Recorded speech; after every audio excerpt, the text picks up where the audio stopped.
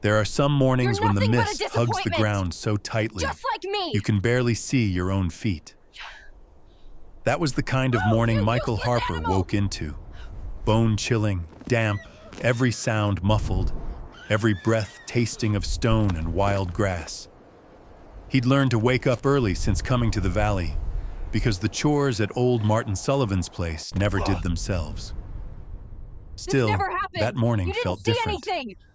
charged somehow, with something more than Do just the right cold. thing, even when it's hard. Michael shivered as he made his way up Devil's Jaw, the jagged cliff at the valley's edge, a place he'd been warned to avoid. But he had a reason. He wanted a view, a place to think. Maybe to forget he was an orphan, that his parents were gone, that this place was all he had left. He tugged his worn jacket closer around his skinny frame and pressed on, boots crunching on frost-hardened grass. A rustle in the brush made him pause, heart thumping. He crouched behind a boulder, trying to steady his breathing. Just below him, a figure moved through the mist. Blonde hair, green jacket with silver buttons. Michael recognized her instantly. Veronica Carter, daughter of the wealthiest rancher in the valley, the girl who always seemed angry at the world. But she wasn't alone. At her side, nudging anxiously at her hand, was Starlight, the little foal born blind just a month ago, already the talk of the valley. Michael watched, curiosity flickering into worry. Something felt wrong. Veronica's movements were jerky, impatient, her voice sharp even through the fog. "You're nothing but a disappointment.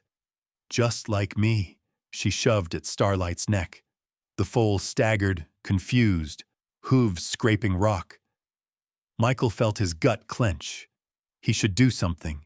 He knew it. "Move, you useless animal!" Starlight whinnied, a small, desperate sound. Veronica stepped closer to the edge, her back to Michael. And for a moment, everything was still.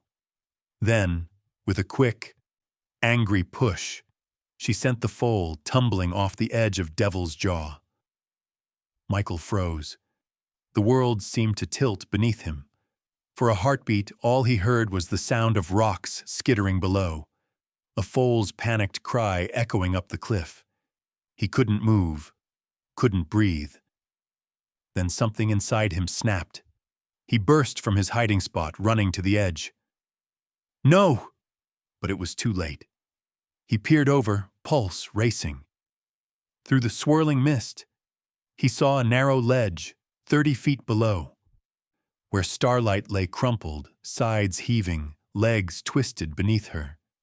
She was alive. For now. Veronica spun, shock and fear flashing across her face. "Who's there?" Michael ducked back, heart pounding. He wanted to run. He could already hear the Carter's lawyers, the angry townsfolk, everyone blaming the orphan for something he didn't do. But then he heard a soft, broken whimper from below, and his fear melted into something else. He had to help. Michael crept to the edge again, clinging to the cold stone. Veronica was already backing away, eyes wide with guilt. "This never happened. You didn't see anything." She turned and fled into the mist, boots thudding, leaving Michael alone with the horror of what he'd just witnessed. He knelt, knuckles white against the granite. Below, Starlight struggled, hooves scrabbling against the narrow ledge. Michael's mind raced. He couldn't climb down. He'd fall. He'd die. But Starlight would die for sure if he didn't try. He felt sick, terrified. But a voice in his head, his mother's voice, echoed softly. "Do the right thing, even when it's hard." Hands shaking, Michael stood. He searched for a safe way down. There was nothing but brittle weeds and loose rocks. He could turn back, pretend he hadn't seen, go back to Martin's cabin and hide. But he couldn't. He took a breath, cold air burning his lungs. He scanned the cliff, eyes searching for handholds. There, a narrow path, barely more than a ledge, zigzagged along the cliff face. Michael swallowed. He set his jaw. He started down. Each step was a battle. Rocks shifted beneath his boots. His jacket snagged on thorns. Twice he nearly slipped. The world spinning, the ground far below. But he kept going, inch by inch, clinging to the stone with raw, frozen fingers. His heart hammered, but fear gave way to stubbornness. When he finally reached the ledge, his knees buckled. Starlight lay there, sides heaving, blood trickling from a cut above her eye. She flinched as he approached, nostrils flaring in terror. "Hey, it's okay." Michael dropped to his knees, voice soft, trying to sound calm even as he trembled. He reached out, slow and steady. Starlight's breath shuddered. For a moment, Michael thought she would bolt, tumble off the ledge completely. "Easy. I'm here to help." He shrugged off his jacket and draped it over the foal's back, trying to warm her. The air was icy, wind whipping across the ledge. Michael pressed close, shielding her with his body. Above, the mist thinned for a moment. Michael could see the valley stretching away, frost on the fields, smoke rising from a distant chimney. He felt so small, and yet, for the first time in a long while, not alone. He glanced up the cliff. No sign of Veronica, no sign of help. It was just him, a blind foal, and a long, cold night ahead. Michael drew a shaky breath. He pressed his hand to Starlight's side, feeling her heartbeat, weak but steady. He knew he couldn't move her. He couldn't call for help. He'd have to stay, as long as it took. He closed his eyes, making a promise he wasn't sure he could keep. "I won't leave you." And as darkness fell, Michael Harper, an orphan with nothing left, became something else. A protector, a friend, and the only hope a wounded foal had left on Devil's Jaw. Cold seeped through Michael's bones as the hours dragged on. The ledge was barely wide enough for him and Starlight, and every time the wind howled across the valley, he had to fight the urge to flinch away from the edge. Far below, rocks jutted up like broken teeth. He clung to Starlight, holding his breath whenever the foal tried to move, afraid she might stumble again. Michael's jacket, tattered and thin, barely covered the foal's trembling body. He tugged the edges tighter, whispering softly, "Hang on. I got you." His words drifted into the dark, swallowed by the wind. Starlight's breathing was ragged, her sides fluttering with each gasp. In the thick silence, Michael's mind raced. What if her legs were broken? What if she bled to death before morning? What if they both froze out here, lost and forgotten? He pushed the thoughts away. Instead, he remembered the survival tricks he'd learned in Scouts, back when life had felt safe and ordinary. He picked the driest patch of ground he could find, settling Starlight so she leaned against the cliff wall for shelter. He wrapped his arms around her neck, letting his own body shield her from the cold. He knew he couldn't sleep, not with the danger so close, not with every muscle tense and every nerve on fire. Instead, he focused on the foal, stroking her muzzle, humming broken lullabies from a life that felt 1,000 miles away. Hours blurred together. Sometimes he thought he heard voices, footsteps above, but the mist played tricks, and when he called out, only silence answered.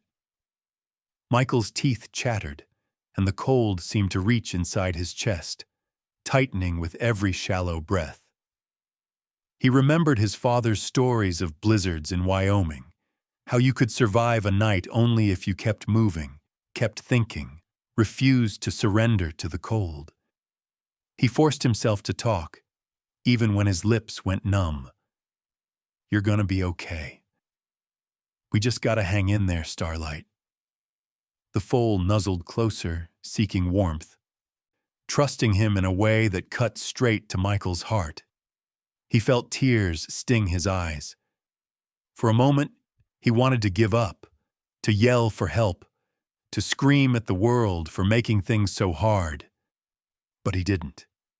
He just pressed closer, sharing what little warmth he had left. Sometime in the night, the mist lifted, revealing a sky full of stars. Michael looked up, feeling impossibly small beneath the weight of it all. But he also felt something stir inside him, a flicker of hope. Maybe, just maybe, someone would find them by morning. He checked Starlight's injuries again, hands shaking. Her front leg was swollen, her coat slick with blood, but the bleeding had slowed. He remembered an old trick Martin had shown him: herbs that stopped bleeding, leaves that soothed pain. If only he'd brought some. If only he'd been braver sooner. He tore a strip from his shirt and tied it gently around the foal's leg, improvising a bandage. It wasn't much, but it was something.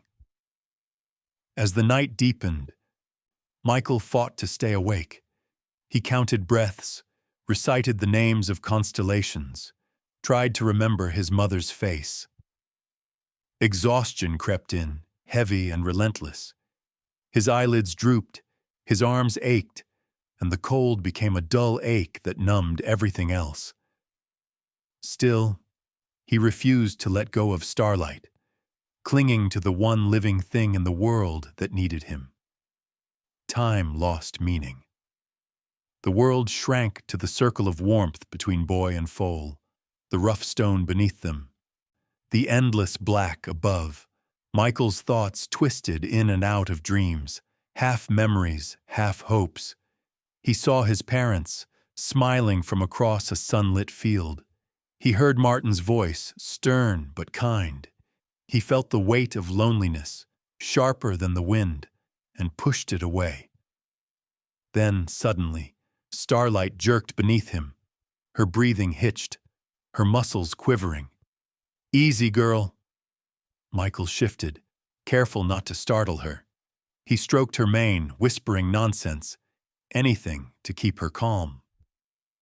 But Starlight was scared. She couldn't see, couldn't understand.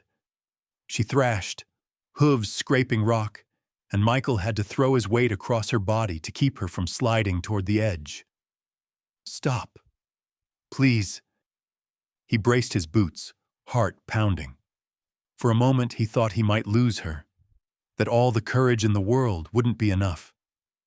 But then the foal stilled, exhausted by the struggle. Michael lay beside her, gasping, hands burning from scrapes and cold. Tears stung his eyes. He felt helpless, useless, but he wouldn't leave her. He couldn't. He glanced up, desperate for a sign, anything. In the east, the sky was turning the faintest shade of gray, dawn. He forced himself to sit up, every muscle aching. He pressed his hand to Starlight's chest, feeling the slow, stubborn beat of her heart. She was alive. He was alive. For now, that was enough. As the first light touched the valley, Michael closed his eyes, whispering a promise. "I won't let anything happen to you." The world felt impossibly big, impossibly cold. But in that moment, on a narrow ledge above Devil's Jaw, a lonely boy and a broken foal survived together, wrapped in courage, stubbornness, and the hope that somehow morning would bring rescue. Martin Sullivan awoke with a start, the cold light of dawn creeping through the cracks in his old cabin. He rubbed his eyes, senses sharpening to the unusual silence. The fire had burned down to embers, and the chair where Michael always slept was empty, blanket tossed aside in a heap. Martin's brow furrowed. Michael was many things. Restless, stubborn, full of questions, but never reckless enough to vanish before sunrise without a word. He pulled on his boots and shrugged into his thick coat, stepping out into the crisp morning. The valley below was blanketed in pale fog, and Devil's Jaw loomed in the distance like the open maw of some ancient beast. Martin's heart skipped. He scanned the ground for footprints. There, faint but unmistakable, smaller than his own, leading toward the cliff. Martin's pulse hammered in his ears as he followed the tracks, memories of old patrols in Korea flashing in the back of his mind. Back then, he'd learned the difference between worry and real trouble. Today felt like the latter. Halfway to the cliff, Martin called out, voice echoing against stone. "Michael!" No answer, just the wind. He cursed under his breath and quickened his pace. By the time he reached the cliff's edge, his hands were trembling, not from cold, but from dread. He peered over, careful not to slip. His old eyes scanned the ledge below. Something moved, a flash of brown, then a tangle of limbs. For a heart-stopping moment, Martin thought he saw a body, Michael's body, sprawled lifeless on the rocks. Then he realized Michael was alive, huddled beside a foal, both pressed against the cliff wall. Lord have mercy. Martin turned, surveying the village that sprawled in the valley below. He knew he couldn't make the descent himself, not at his age, not on that treacherous slope, but he also knew he couldn't leave Michael and the foal trapped down there, not with the night fading and the wind picking up. He hurried back down the trail, boots skidding on loose stones, mind racing. If there was one thing Martin Sullivan understood, it was how to get people moving, how to rally even the most stubborn souls in a time of crisis. At the crossroads, he rang the old iron bell that had hung there since the Civil War, a relic everyone recognized. Its peal split the morning, sharp and insistent. Within minutes, figures began to emerge from the mist. Farmers in denim overalls, ranch hands rubbing sleep from their eyes, even the Carter family's foreman, grim-faced and wary. Martin didn't waste time with pleasantries. "Michael's in trouble, stuck on Devil's Jaw with a wounded foal. We need ropes, blankets, lanterns, and we need them now." People stared, disbelief flickering in their eyes. Someone muttered about fool's errands, but Martin's tone brooked no argument. "You all know me. I wouldn't call for help if it wasn't life or death." That did it. The villagers sprang into action, old rivalries forgotten. Maria Alvarez, whose family had clashed with the Carters for years, brought a first aid kit. Big Joe Tanner, usually slow to rise and quick to complain, hoisted a coil of rope onto his broad shoulders without a word. Even Mrs. Parker, the town gossip, grabbed her walking stick and marched along, grumbling about kids these days as she went. Together, they trudged up the winding path to the cliff, the group growing with every step, strangers united by the urgent need to save a boy and a helpless animal. Martin took charge at the edge, barking orders like a drill sergeant. "Joe, secure that rope. Maria, get those blankets ready. Michael'll be frozen stiff. You, there, hold that lantern steady." Someone handed him an old army flashlight. He flicked it on, aiming the beam down the cliffside. "Michael, can you hear me?" A faint reply drifted up, barely audible over the wind. "I'm here. I got Starlight, but she's hurt bad." Relief and fear twisted together in Martin's chest. He cupped his hands, shouting back, "Hang tight, kid! We're coming for you!" He motioned for the rescue team to set the ropes. Joe, despite his size, was nimble, scrambling down first with a harness clipped tight, Martin's instructions echoing above. The others anchored the lines, forming a human chain of sorts, each one relying on the strength of the next. The descent was slow, every movement deliberate. Twice Joe slipped, gravel skittering down the slope, but he caught himself, gritting his teeth. Martin watched, fists clenched, mind racing through every worst-case scenario. When Joe finally reached the ledge, Michael's voice broke through the tension. "Please help her first. She can't see."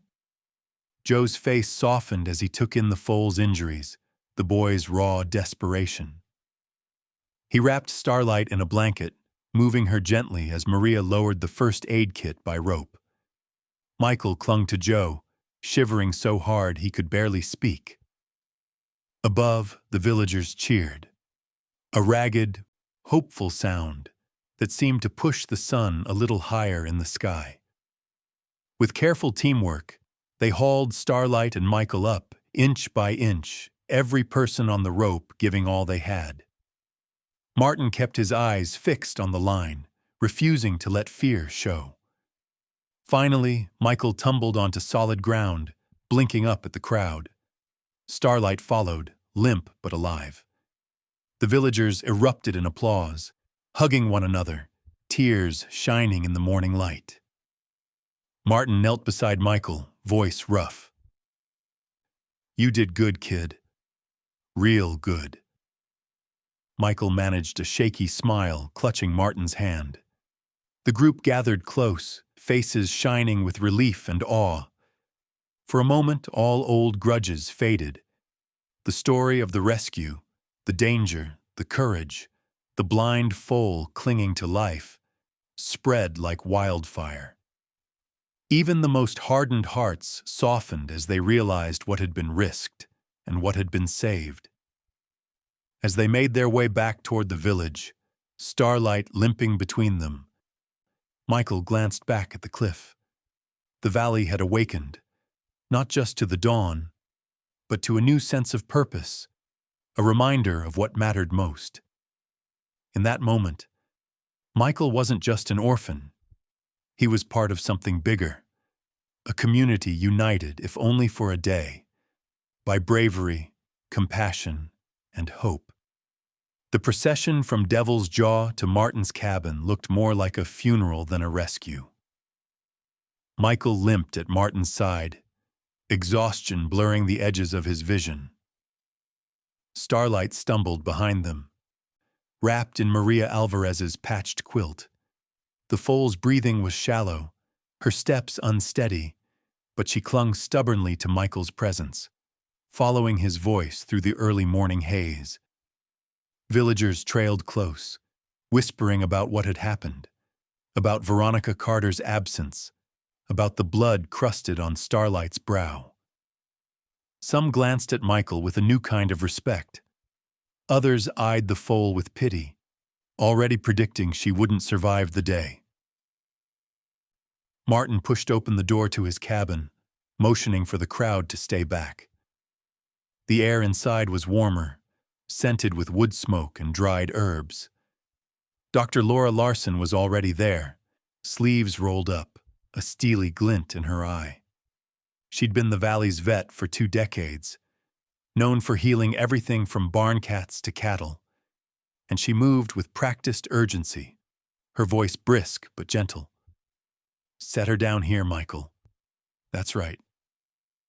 Michael guided Starlight onto a straw-strewn mat by the hearth, whispering encouragement. "It's okay.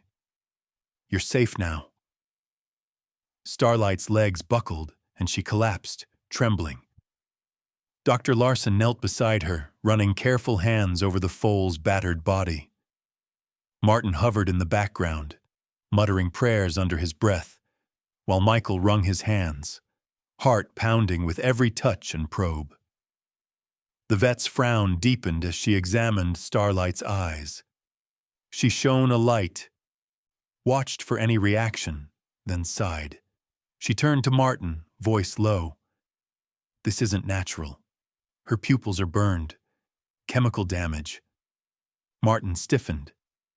You mean someone did this on purpose? Dr. Larson nodded, eyes hard. I've seen it before. Caustic agents, usually used to punish or blind livestock. But who? Her gaze flickered to Michael, who swallowed hard. He remembered the way Veronica had glared at Starlight, the anger, the jealousy. She did it. Veronica Carter. I saw her at the cliff. His voice was barely a whisper, but the room seemed to freeze. Martin placed a hand on his shoulder, steadying him. We'll deal with that later. Right now, we save the foal. Dr. Larson nodded, rolling up her sleeves even higher. She barked orders. Fetch fresh water, boil rags, find the blue bottle from her bag. Michael moved without thinking, fueled by adrenaline and dread.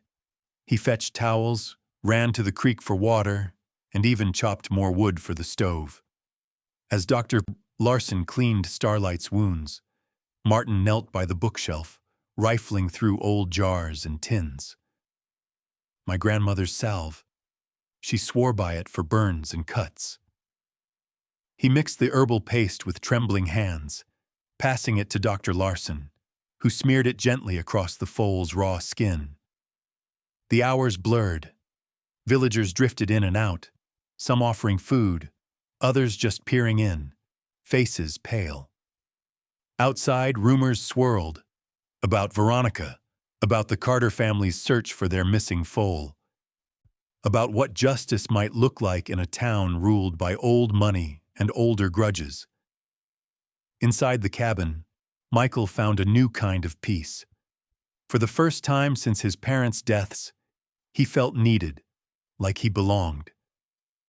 He spooned broth to Starlight's lips, whispered encouragement as she shivered, even sang old songs in a hoarse voice, hoping the sound would anchor her to this world. Dr. Larson worked tirelessly, barely stopping to drink.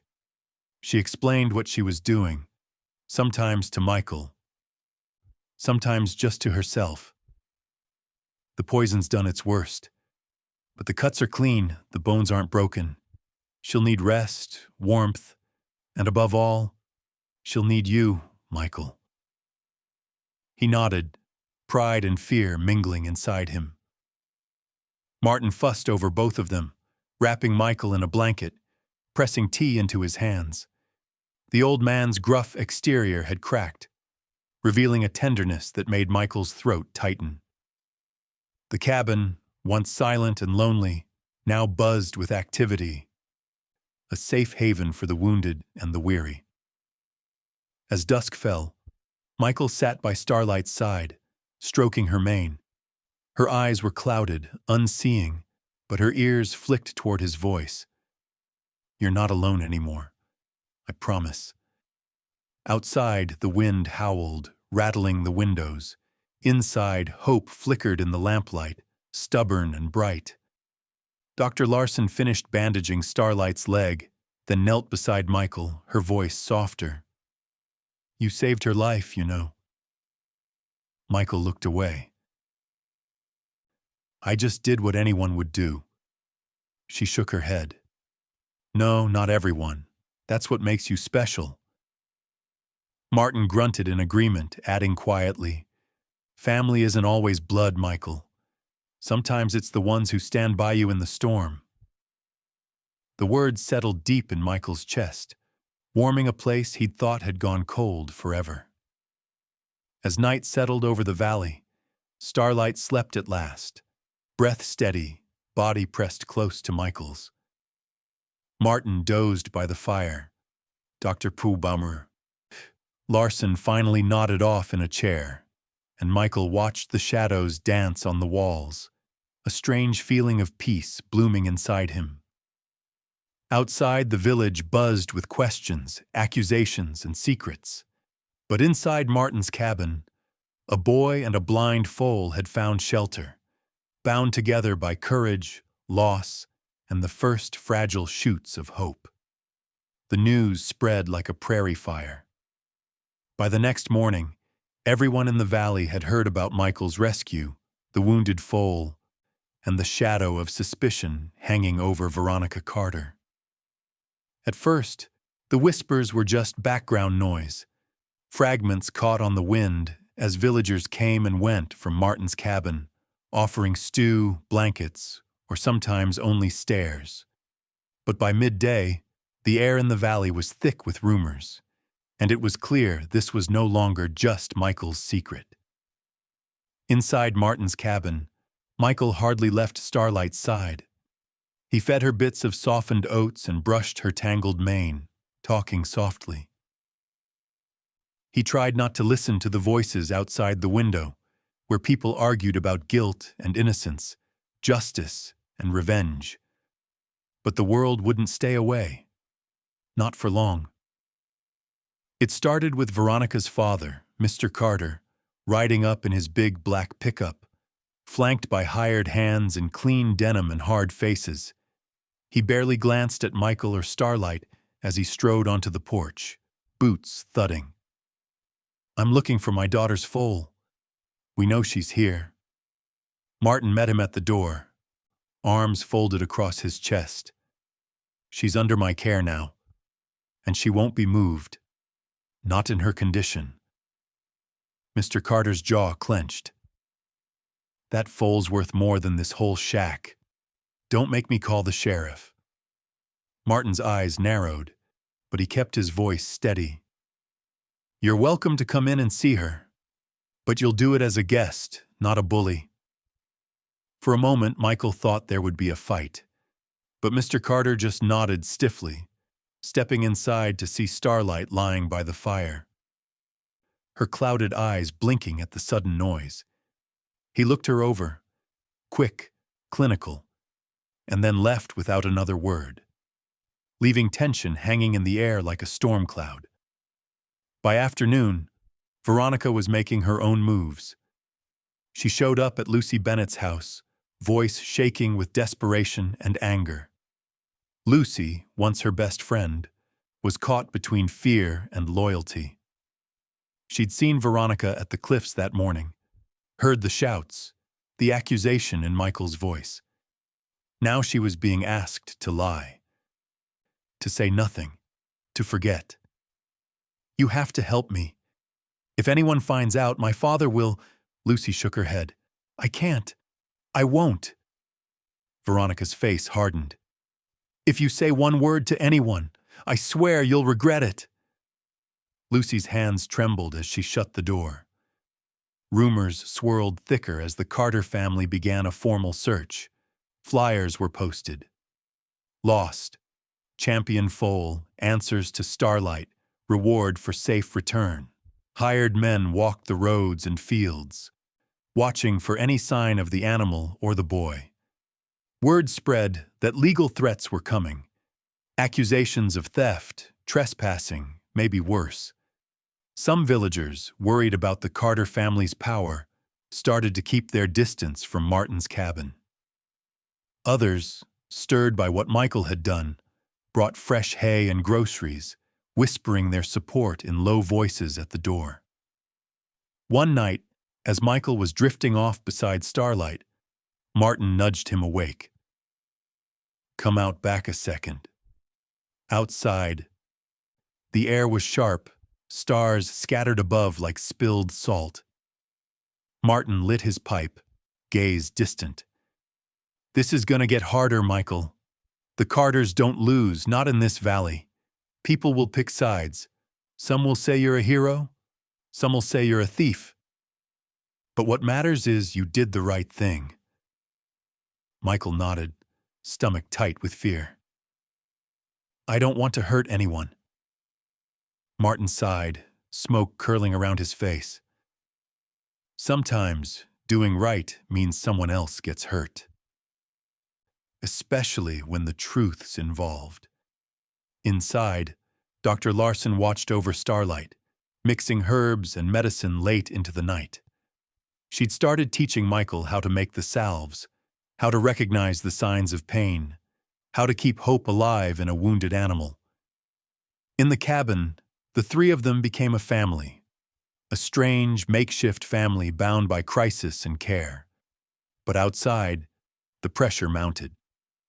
One afternoon, a sheriff's deputy arrived with a letter, official and heavy with threats.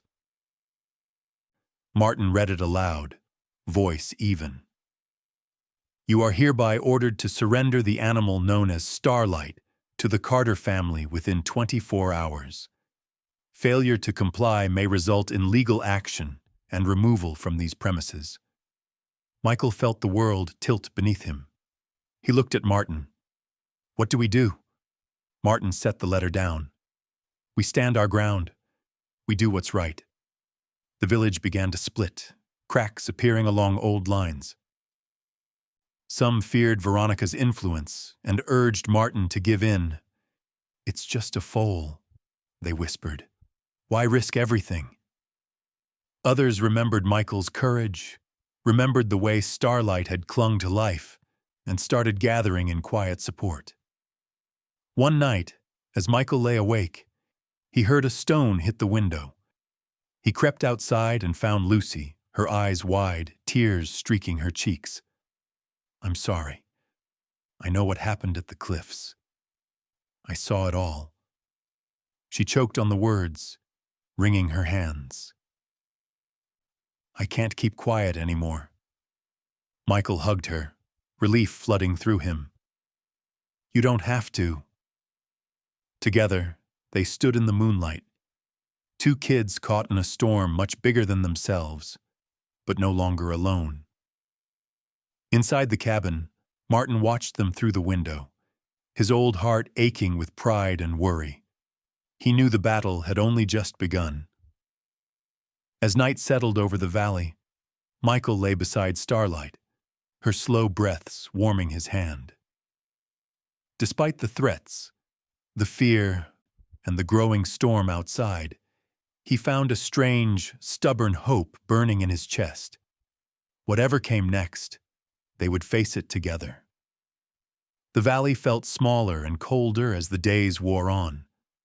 Shadows crept longer over Martin's cabin, and the once friendly faces in the village grew guarded. Michael kept to chores and caring for Starlight, but each knock at the door made his heart jolt. News traveled fast in a place like this, and now everyone seemed to know.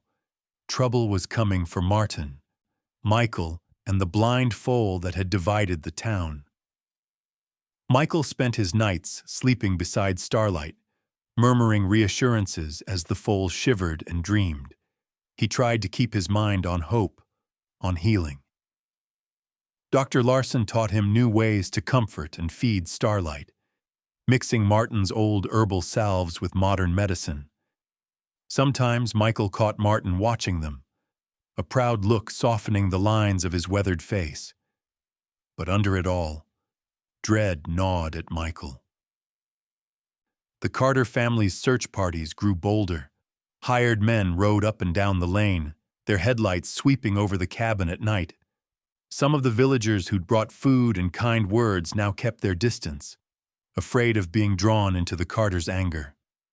One gray morning, with a cold drizzle falling outside, there came a sharp knock at the door.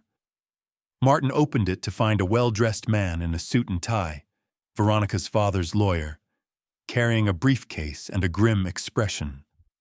Good morning, gentlemen. I'm here to serve legal notice. If the foal isn't returned by sundown, you'll both be charged with theft and trespassing. Furthermore, Mr. Sullivan, you may be evicted for harboring stolen property. Martin took the paper, his jaw tight. We're not hiding anything, Mr. Sanders. The foal's here for medical care, not ransom. The lawyer smirked. The law will decide that. He left, tires spitting gravel as he drove away. Martin set the letter on the table and stared at Michael, voice flat. We're running out of time. Michael's hands shook as he fed Starlight, unable to keep his fear inside. What if they take her away? What if they send me back to the city? Or somewhere worse? Martin drew him close, rough hands gentle. You did the right thing, Michael. Sometimes the truth isn't enough for folks who care more about power than justice. But we're not alone. Not as long as we keep standing together. That afternoon, a figure appeared at the edge of the woods. Michael's heart leapt when he recognized Lucy Bennett, hood up, eyes darting. She hesitated before stepping onto the porch, hugging her coat tight. Martin opened the door. "Lucy, you all right, girl?" She nodded, but her voice quivered. "I can't keep quiet anymore. I saw everything at the cliffs. Veronica told me to say nothing, but it's not right. None of it." Michael felt a weight lift off his chest. He took Lucy's hand. "You don't have to be afraid anymore. We believe you." Lucy's words tumbled out. How she'd seen Veronica shove Starlight, how she'd stood frozen by fear and loyalty, and how Veronica had threatened her if she spoke up. Martin listened, eyes fierce, and then poured her a mug of tea. "You're braver than you think, Lucy. Telling the truth takes guts." But the tension outside was growing. By evening, Veronica herself arrived, flanked by her father's lawyer and 2 deputies. She looked pale and angry, arms folded. "You're all liars. That foal belongs to me. And if you don't give her back, you'll regret it." The lawyer stepped forward, waving papers. "We're prepared to press charges. Last chance. Release the animal, or you'll all be removed from this property." Martin stood tall, voice strong. "You can threaten all you want, but you're not taking her without a fight. Michael saved her life. Ask anyone, and we have a witness." Lucy's voice shook but rang clear. "Veronica hurt Starlight. I saw her do it. I was there." Veronica's face twisted in anger. "Liar! You just want attention. You're jealous." Dr. Larson stepped between them, calm but unyielding. "I have medical evidence that the foal was poisoned and abused. I'll testify in court if I have to." Veronica's lawyer tried to argue, but the deputies exchanged glances. One stepped forward. "Maybe we should let the judge sort it out. In the meantime, no one's taking the foal tonight." The visitors stormed off, slamming the gate behind them. Silence flooded the cabin, broken only by Starlight's quiet breathing. Michael let out a shaky breath. "Are we safe?" Martin nodded. "For now. But the hard part's just beginning. If you want to stop this for good, Michael, you and Lucy will have to speak in public. Tell the whole town what happened." Michael felt his courage tremble. Speaking up would mean facing everyone, neighbors, friends, even people who hated him for being an outsider. Lucy's eyes met his, full of fear and determination. "I'll do it if you will." Dr. Larson smiled gently. "You don't have to do it alone. I'll stand with you. Martin will too." Michael stared at his scraped hands, thinking of Starlight, the cliff, the cold night. He thought of all the times he'd wished for someone to stand up for him, to see him and believe him. Now it was his turn. He nodded, voice soft, but sure. "I'll do it." As dusk gathered and the rain pattered on the roof, Michael felt something shift inside him. Fear, yes, but also a kind of resolve. He looked at Martin, then at Lucy and Dr. Larson. "We'll tell the truth, all of it." Martin squeezed his shoulder, pride shining in his tired eyes. "That's the spirit, boy." As the fire burned low, Michael sat beside Starlight, stroking her nose, readying himself for what was to come. The truth was no longer a secret, and neither was his courage. Whatever happened next, they would face it together, in the open, with nothing left to hide. The day of the meeting arrived with a tension that could be felt in the dust rising off the road, the nervous shuffle of boots on the porch, and the low, urgent murmurs that spread through the valley. Word had traveled fast. Martin Sullivan called a public gathering in the Old Town Square, and by mid-morning, nearly every soul in town had turned out, drawn by the promise of answers and a confrontation that had been brewing for days. Michael barely slept the night before. He sat at the table clutching a mug of cold tea, stomach twisted with fear. Martin was calm, boots polished and hat brushed, eyes as clear and steady as ever. Dr. Larson gave Michael's shoulder a squeeze. "No one's asking you to be perfect. Just be honest and look him in the eye." Lucy arrived early, her face pale but resolute. She and Michael exchanged a nervous smile, silent but united. Starlight would stay at Martin's cabin, cared for by Maria and Mrs. Parker, so the focus would remain on the story, not the sight of the fragile foal. When they reached the square, the crowd was already thick, villagers jostling for space, ranch hands from all over the valley, even folks who rarely left their own land. The Carter family stood near the front, Veronica flanked by her father and their lawyer, arms crossed, faces set like stone. Martin stepped onto the makeshift platform, tapping the old bell for silence.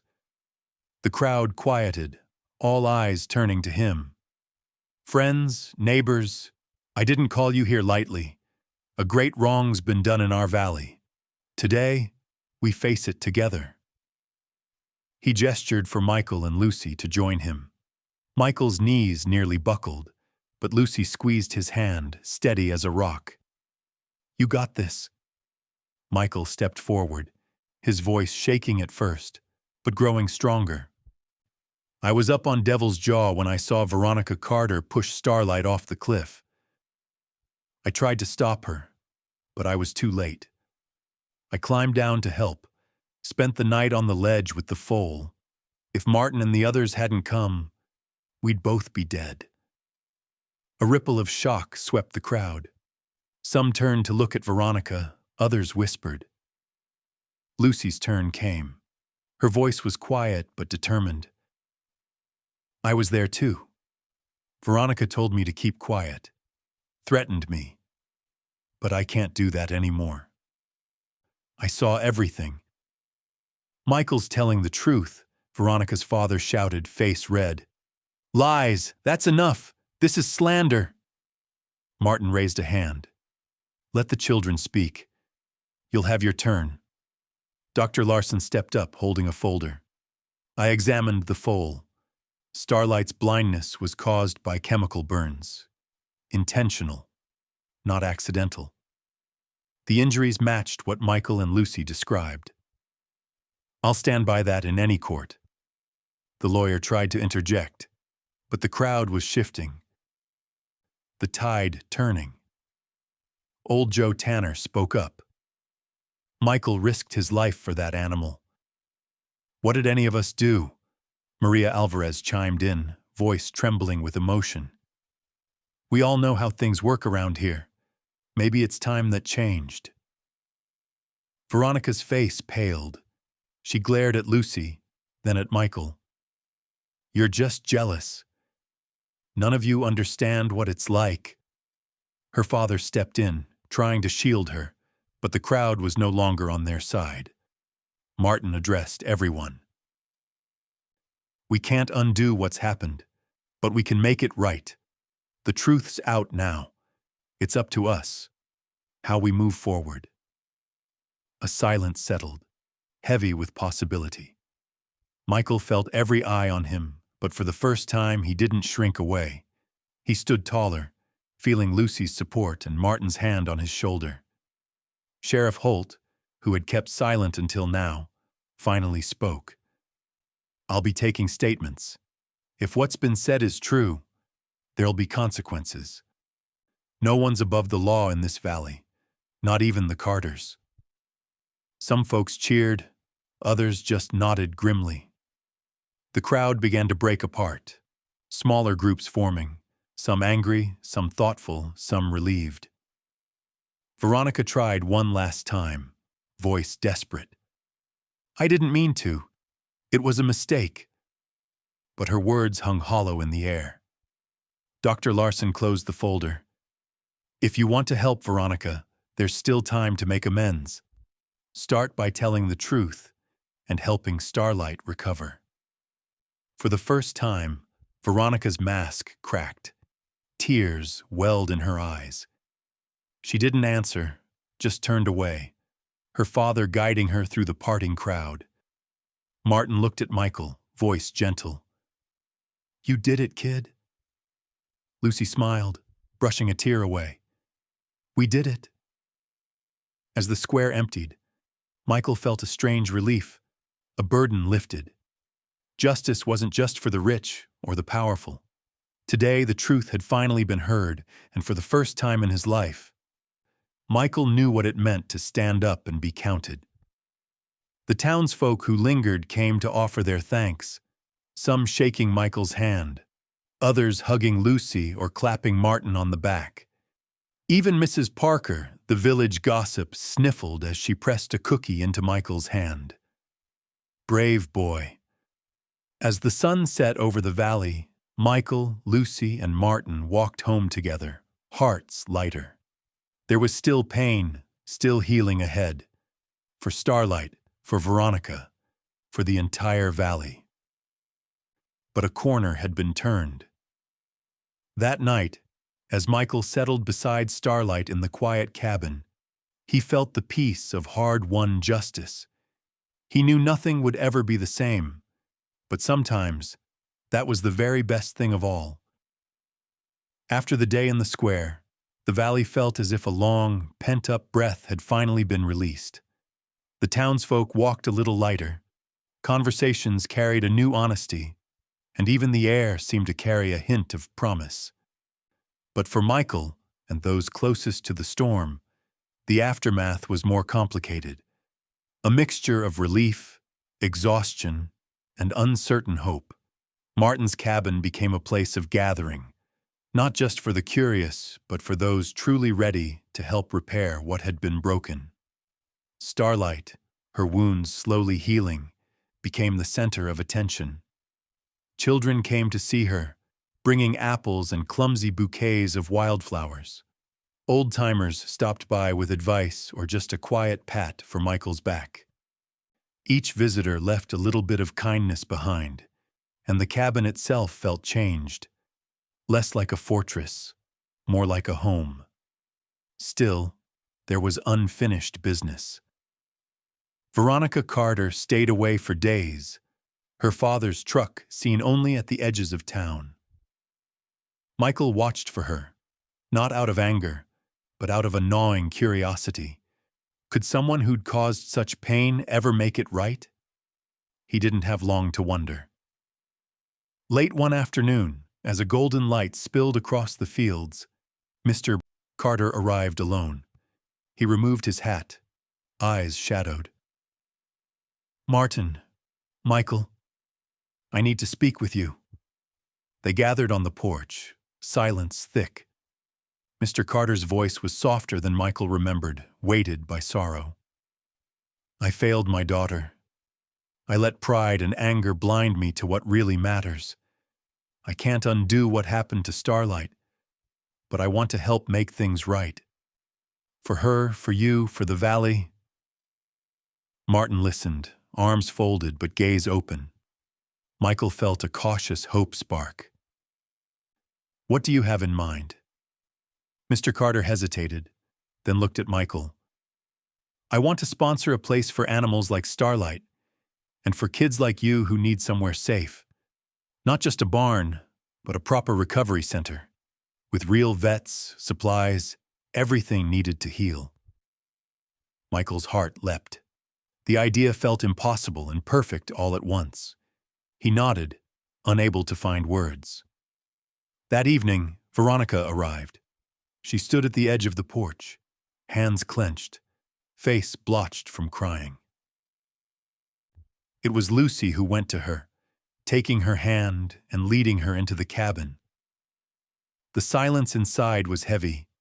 Veronica's eyes flicked to Starlight, then to Michael, then away again. I'm sorry. I know that's not enough. I wish I could take it back, but I can't.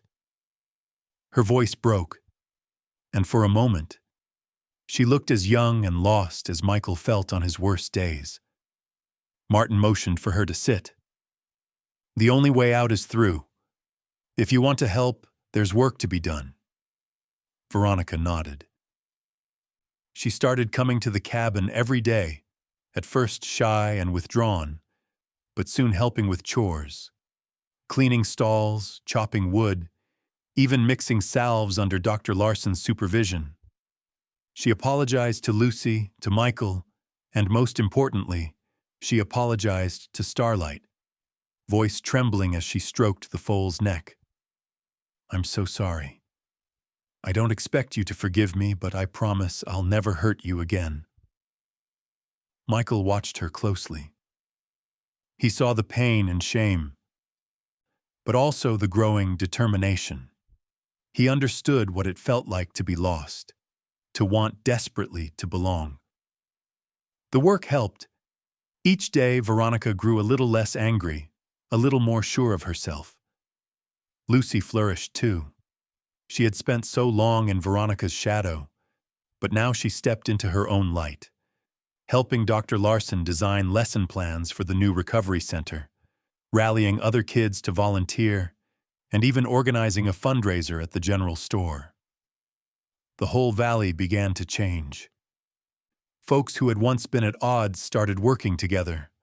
Martin and Mr. Carter, long-standing rivals, spent late nights at the kitchen table planning the center's future. Neighbors donated lumber, tools, and labor. The local paper wrote a story about Michael's bravery, and for the first time, he felt proud to see his name in print. The construction itself was a whirlwind of activity. Hammers ringing, sawdust flying, children laughing as they painted signs. Starlight, now stronger, became a symbol of hope. When she took her first steps outside, guided by Michael and Veronica, the whole community cheered. The image of the blind foal walking beside the two children who had once been enemies stuck in everyone's mind. One evening, as the sun set behind the nearly finished recovery center, Martin called everyone together. The crowd gathered on the new porch, lanterns glowing, faces shining with sweat and satisfaction. Martin cleared his throat. This place is more than just a barn. It's proof that we can do better. Together. Compassion isn't about never making mistakes. It's about facing them, fixing them, and finding forgiveness. Mr. Carter stood beside him, nodding. We owe that to Starlight, and to each other. Veronica stepped forward, voice clear but trembling. I hurt a lot of people, and I'll spend as long as it takes to make it right. Thank you for giving me a chance. Michael looked around, at Lucy, at Martin, at the friends and neighbors who had become his family. For the first time since he arrived in the valley, he felt truly at home. That night, as the lanterns flickered and the first stars appeared, Michael sat with Starlight in the quiet field. The journey wasn't over, but hope, like the foal beside him, was learning to stand tall and walk into the future. A year can turn a whole world around. In the valley, the seasons rolled by. Snow melting into wildflower spring, summer sun ripening fields of hay, autumn gold flickering on the trees. Through it all, something new grew at the old crossroads. A shining red barn with wide doors, airy paddocks, and a sign out front painted in bold letters. Starlight Animal Recovery Center. Michael could hardly believe the changes when he woke each morning. The once lonely orphan who'd arrived with nothing now had a bed in the apartment above the barn, a calendar full of chores, and a sense of purpose that reached far beyond himself. On the wall above his desk hung a photo, Starlight nuzzling his shoulder, her sightless eyes trusting, her mane wild in the morning light. The center bustled with energy from dawn to dusk. Animals came and went. Injured dogs, stray cats, battered Mustangs, even a goat with a splinted leg. Michael greeted each new arrival with a steady voice and gentle hands, just as Dr. Larson and Martin had taught him. No case was too small, no animal too broken. The whole valley seemed to rally behind the mission, and neighbors who'd once barely spoken now worked side by side, painting fences, fixing stalls, or simply sitting with nervous creatures until they settled down. Starlight became the heart of the place. Though she never regained her sight, she grew stronger each day, her coat gleaming, her step confident, her whinny ringing out whenever Michael entered the barn. Local schoolchildren came to hear her story, their eyes wide as Michael told how a blind foal and a scared boy saved each other on a cliffside. Even Veronica and Lucy found new footing at the center. The summer after the public reckoning, Veronica started coming by early in the mornings, often before anyone else. She cleaned stalls, helped with feedings, and, under Dr. Larson's patient guidance, learned how to tend wounds and calm frightened animals. The first time she helped deliver a litter of kittens, she laughed, a clear, genuine sound Michael hadn't heard from her before. "They're so small. I can't believe I get to help them start their lives." Lucy became the center's ambassador.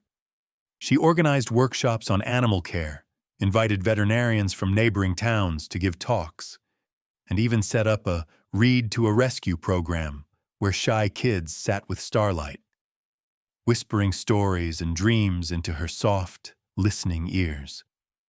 The valley's young people, once divided by family feuds and old grudges, now worked and learned together, inspired by the transformations they witnessed every day. Martin and Dr. Larson continued to guide the center with a blend of wisdom, patience, and tough love.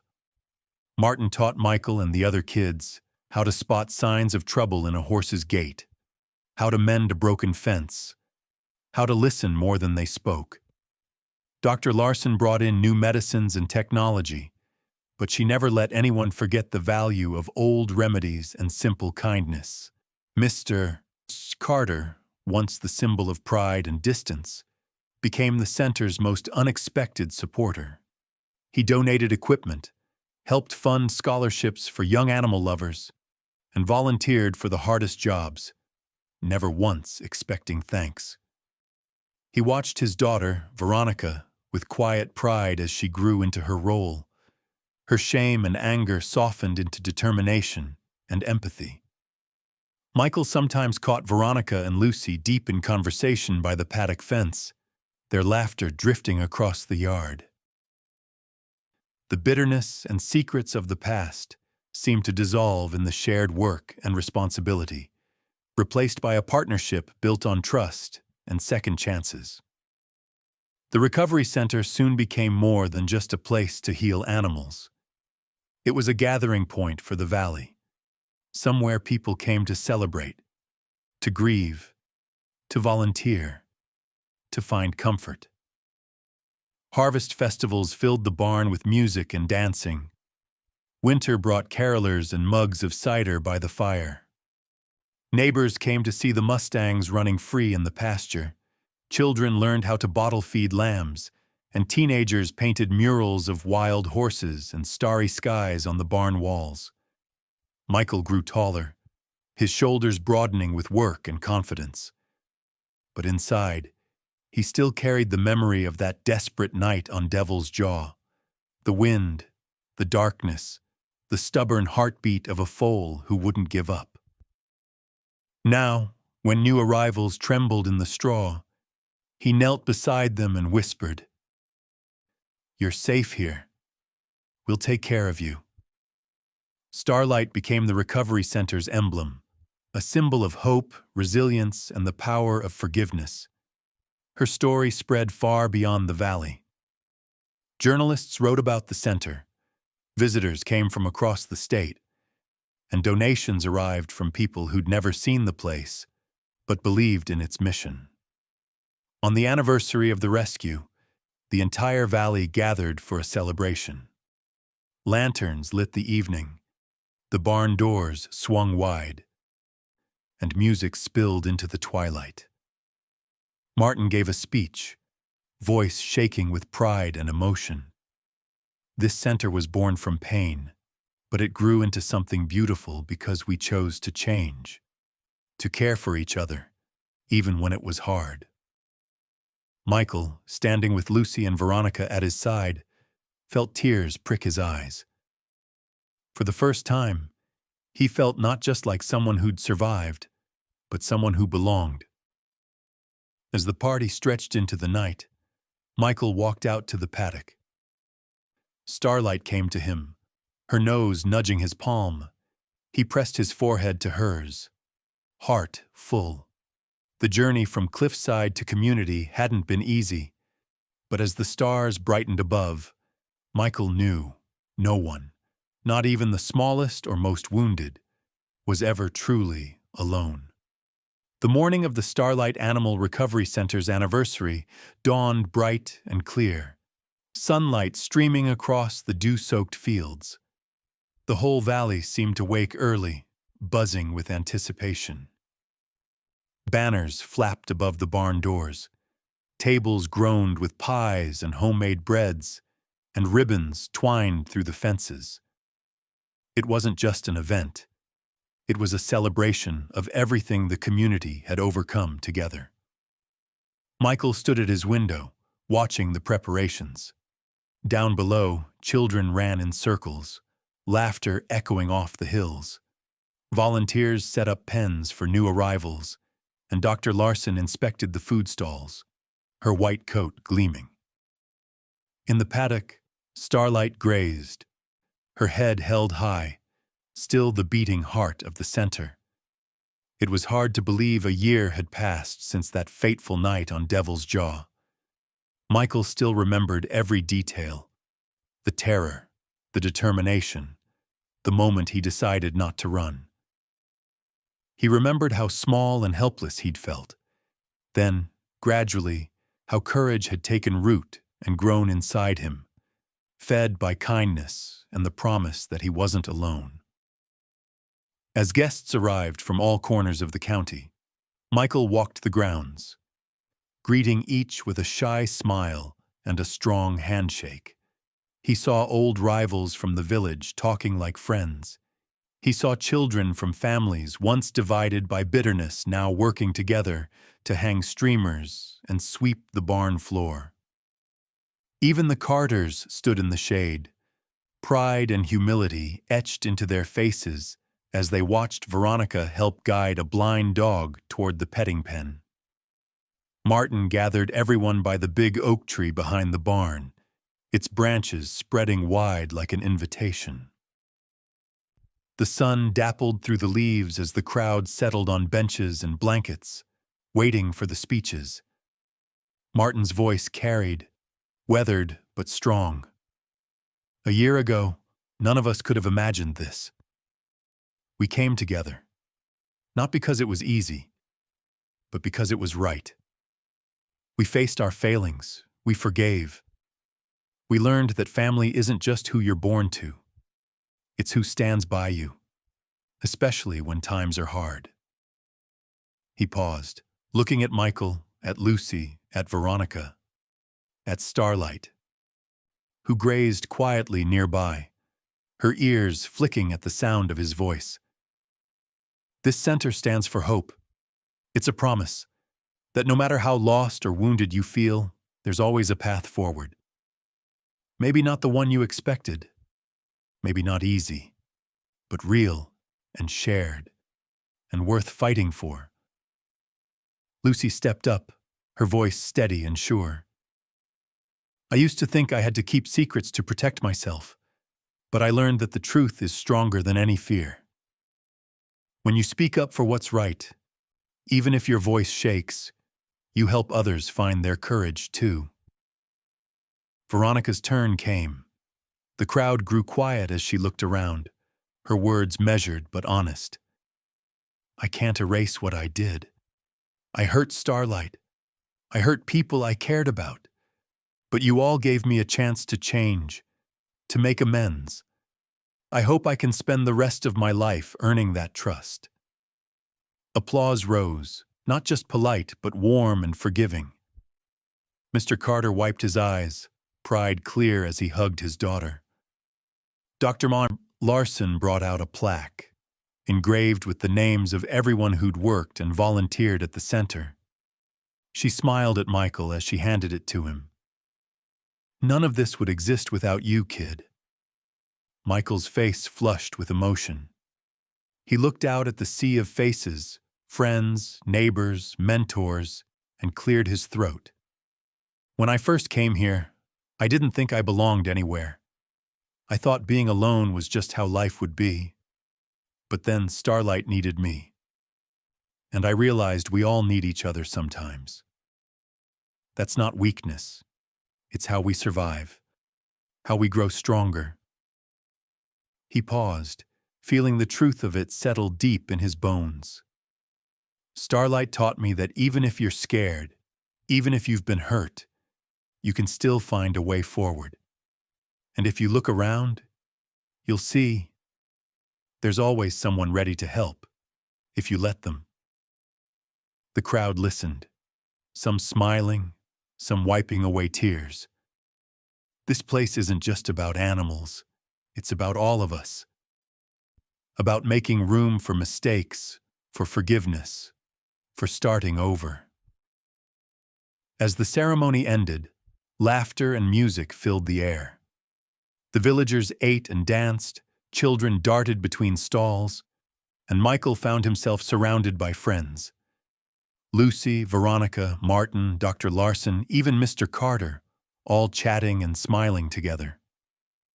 Throughout the day, Michael made time to visit every corner of the center.